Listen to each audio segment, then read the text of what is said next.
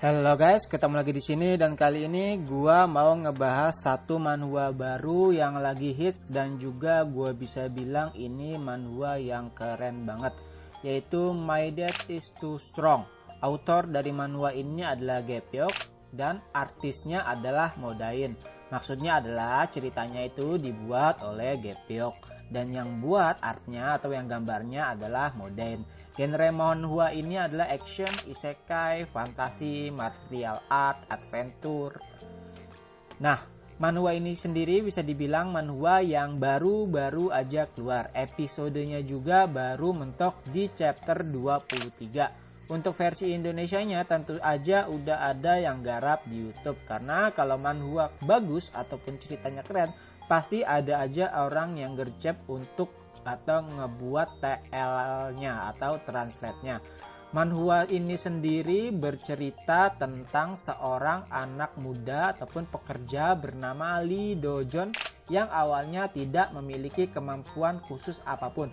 Karena di manhwa ini itu bercerita tentang munculnya sebuah celah ataupun rift yang menghubungkan ke dunia lain, yaitu dunia para monster. Sama halnya dengan Do-jeon. Dan disitulah banyak kebangkitan yang disebut hunter. Tapi di Do-jeon si MC itu awalnya tidak terpilih sebagai seorang hunter.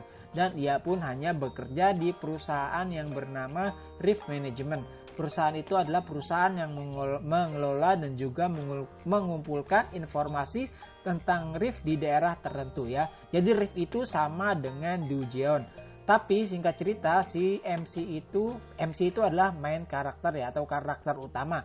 Tertabrak oleh mobil truk dan ketika ia bangun ia berada di dunia yang berbeda, yaitu dunia para murim, dunia para petarung. Dan setiap kali terbunuh si MC itu terus hidup kembali dan begitulah seterusnya. Setiap kali mati kembali lagi, mati kembali lagi, tapi tetap berada di dunia murim. Nah, itu dia berhasil kembali itu berhak suatu artefak yang disebut dengan Pocket Watch.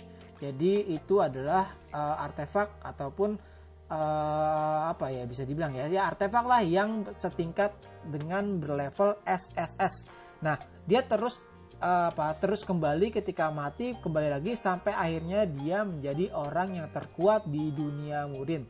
Dan setelah dia menjadi orang yang terkuat, tiba-tiba ia dikirim lagi ke dunia asalnya di tempat ia hidup di awalnya, yaitu dia bangun tepat setelah ia tertabrak oleh mobil. Tapi yang berbeda adalah kekuatannya masih sama seperti kekuatan yang ia miliki di dunia murim. Dan saat itu dia berada di level 999 atau bisa dibilang level maksimal. Entah kenapa komik yang bercerita tentang Hunter dan juga Do-jeon selalu menarik dan juga keren. Itulah kenapa gua suka banget sama manhwa yang satu ini. Tapi, nah di sini ada tapinya dan ini adalah tapi menurut gua pribadi. Walaupun di manhwa ini MC-nya itu OP banget, dia nggak mau nunjukin kekuatannya. Karena emang setelah menjadi yang terkuat, dia mau hidup dengan santai. Dan karena itulah action ataupun kekuatan dari MC jarang terlihat. Ya pernah emang sekali kekuatan dari MC itu terlihat ketika ia masuk ke Do-jeon buat berburu kristal mana.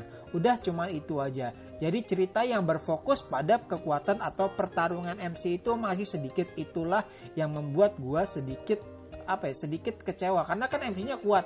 Misalkan dia bertarung pasti kan akan terjadi pertarungan yang keren, tapi itu belum sama sekali dikeluarkan oleh autornya. Beda sama Solo Leveling yang berfokus pada pertarungan dan pada pertarungan dari kekuatan si MC, tapi manhwa ini belum berfokus pada kekuatan dari MC itu sendiri. Ya mudah-mudahan di chapter-chapter selanjutnya MC lebih menonjolkan kekuatannya sehingga ceritanya bisa tambah keren dan juga bisa membuat pembaca itu jadi lebih greget. Ya bagaimanapun manhwa ini masih sangat layak sekali buat dibaca. Bagi yang belum tahu manhwa ini dan suka sama cerita yang mirip Solo Leveling ataupun cerita yang berbau atau bertema Hunter dan juga Do-jeon, bisa langsung dibaca aja, pasti lo semua gak bakal nyesel.